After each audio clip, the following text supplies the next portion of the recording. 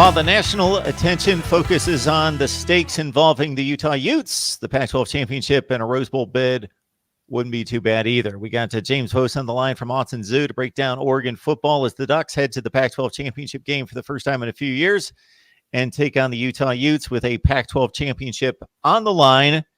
And in this hypersensitive, hyper-focused college football playoff world, let's still give some value to the conference championships and, again, a Rose Bowl berth for the first time since beating Florida State back in 2014. James, how you doing tonight? I'm doing pretty well, Mark. Very excited for the Pac-12 title game this Friday. Difficult time, 5 p.m. in Santa Clara. The traffic, I'm sure, will not be easy, but I'm looking to get off a little early on Friday and catch that, as I'm sure the rest of the country is as well. So, James, before we dive into the nuts and bolts of the matchup, where does the Oregon fan base stand? Because typically teams enter these conference championships from two different angles. Either they've got a shot at the playoff or they've lost early enough to where the gunning for the championship in the conference seems to be still a very exciting, dynamic goal. Because things were lost a little bit earlier in the season. For Oregon, of course, it's only been a couple weeks since that Arizona State game, less than 2 weeks.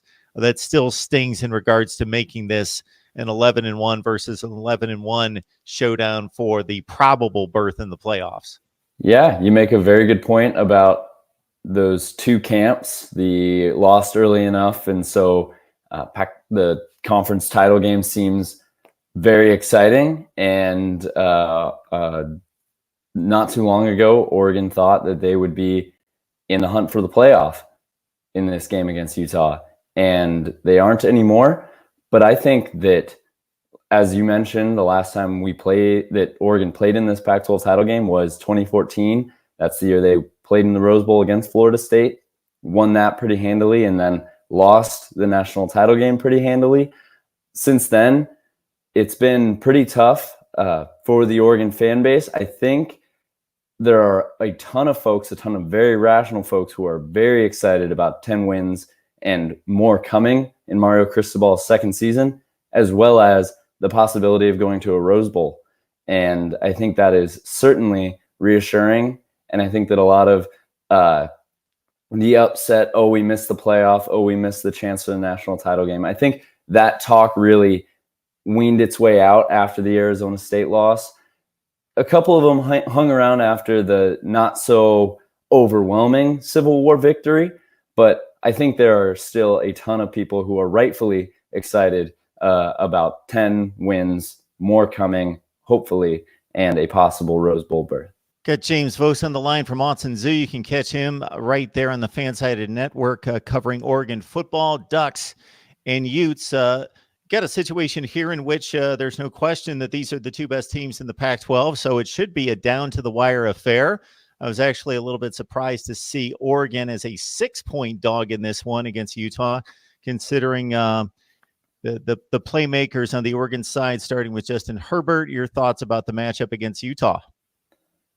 Yeah, Utah has become the hope, the fifth-ranked team now. Alabama lost, so it's either them or Oklahoma or Baylor. Very much that's where the competitive playoff hopes lie. And Utah passes the eye test in a lot of ways. They've won handily in most of the games that they played, and their schedule proves that they should be winning handily in most of their games. They didn't play a strong non-conference schedule. They haven't tested themselves against a team like Auburn. We don't know quite where they would match up in a higher level game like that. The greatest team they played so far this year, USC, was down to their third string quarterback, and that's the game. The one loss on Utah's schedule is against USC, and it's interesting to see both the hype and the doubt behind Utah, especially nationally. But I think they are for real. They passed the eye test that the committee tells us is such a primary factor for them. And I think that while their defense certainly gets a lot of the attention on the Utah end, their offense might be the scariest aspect of them. Tyler Huntley is the second most efficient passer in the country, only behind Joe Burrow, who will probably win the Heisman Trophy. Zach Moss might be the best running back in the country. He is the leading rusher in the Pac-12. He's been injured on and off throughout the year. That's probably why his numbers aren't quite where they should be nationally, but he is as explosive as he is bruising. Oregon's defense has played pretty well against the run game. That's not been difficult for them. They've been bend but not break. If they can contain Zach Moss, I think that's definitely a key, but Tyler Huntley can beat you with his arm, and they showed that against Colorado, where it started off a little slow last week, and they just broke it out. Tyler Huntley let it air, and I think really where we should be surprised, or where we should look for Utah, is where they stand when they start facing definitely the best team they've faced all year is Oregon. And Oregon might be the best team, or Utah might be the best team that Oregon's faced all year. And honestly, if Oregon, the same Oregon team that has showed up the past two games against Arizona State and Oregon State, if that Oregon team shows up in Santa Clara against Utah, I think Utah very well might boat race Oregon if that's the team that shows up there. But if the team that showed up against USC, against Washington, again, the last minute against Washington State, if that Oregon team shows up, I think we have a serious case of we're not quite sure why that 7-point number, 6.5 has shown up for Utah. But just looking at the last 2 weeks, I think a touchdown is probably fair if I'm making odds in Vegas. When you look at the Utah defense, it's considered one of the best in the country, and a defense that would allow Utah to possibly match up somewhat favorably, or at least stay in the game against an Ohio State, LSU, or Clemson. On your side, Kayvon Thibodeaux has lived up to the billing with 6.5 sacks to lead the team. He was the prized freshman, of course, coming in as one of the top players in all of high school football. When you look at the Pac-12, again, these two teams have separated themselves in a conference over the past few years has been much maligned, but much of that criticism has been because there haven't been elite standout teams, but it's been a very deep conference in which 6-7 teams can beat each other. Where do you think the Pac-12 stands up against the rest of the nation? I think a lot of the national criticism of the Pac-12, especially over the past 4 years, has probably been deserved to a degree. It's definitely been the case in the marquee matchups, the opportunities that Oregon and Washington have had against the talent of the SEC or the Big Ten, the big dogs like Ohio State and LSU and Auburn and Alabama. The Pac-12 has had the opportunities to show up on a national stage, and time again, they've come up short. And in that regard, I think the criticism of whether or not they can hang with the rest of the country 1-to-1 is certainly probably deserved.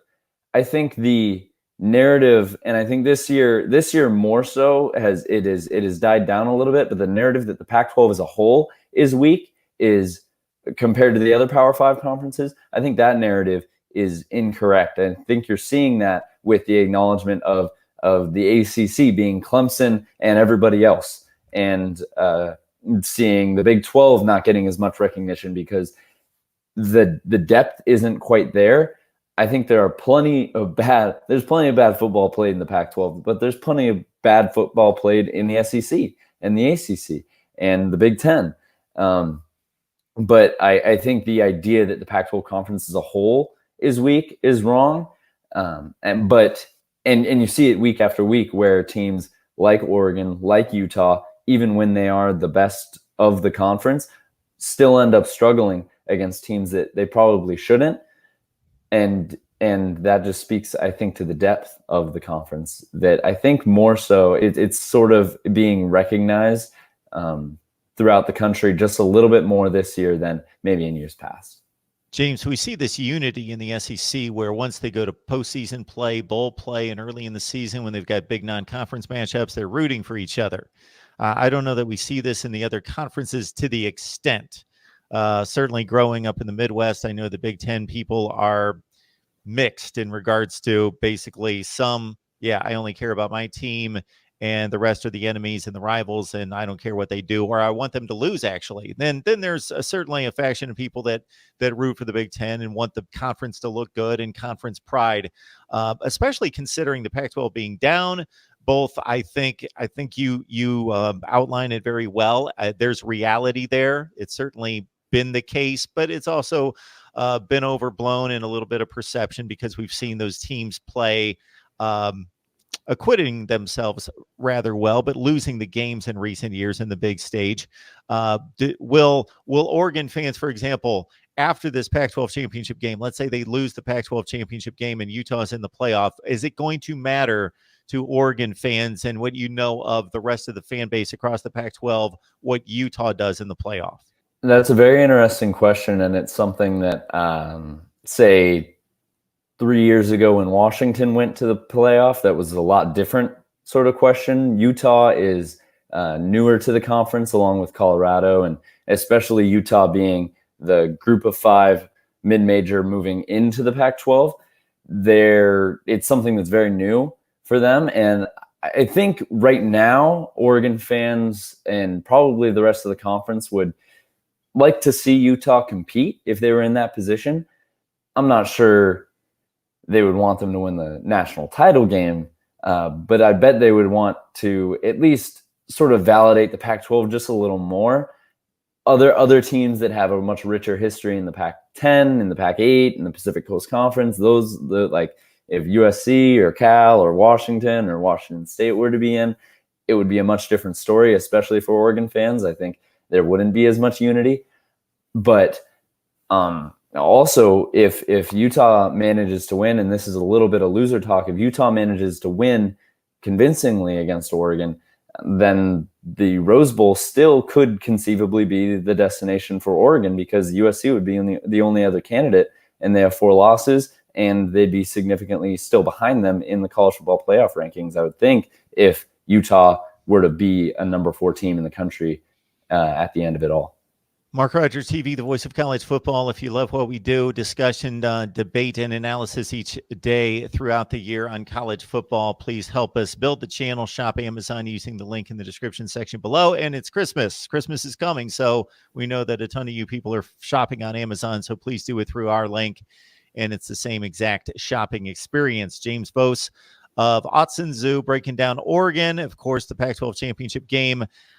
Alone center stage in regards to Power 5 football all by itself. I think this is one of the few good moves by the Pac-12 in recent years, a much maligned conference in regards to not just the football on the field, but the strategy and the approach in trying to match up with the other 4, James. But I think this is a good move, playing by themselves where they don't have to compete with the other 4 conferences on championship night. So they got Friday night by themselves in terms of Power 5 play.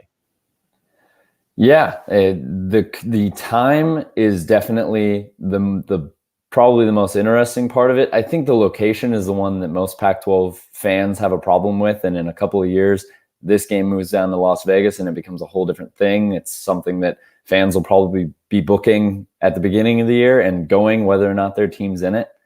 That's definitely, you're talking a whole different thing than Santa Clara, which isn't even in San Francisco. It's about an hour and a half with traffic south of it.